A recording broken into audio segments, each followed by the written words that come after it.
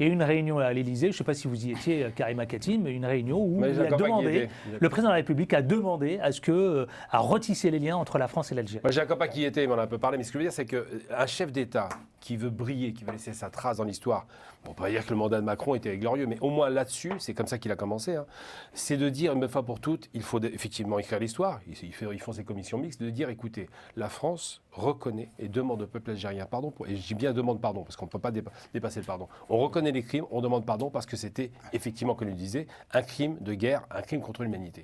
Parce que les gens n'arrivent pas à se figurer, quand ils comprennent ce qui s'est passé, parce que nous on l'a appris l'histoire, mais quand on comprend ce qui s'est passé, quand on voit le niveau de barbarie qui était atteint en Algérie, j'ai donné des exemples, mais ils sont foisons, quand on voit à quel rythme de tuerie on était confrontés, et les Français ne savent pas.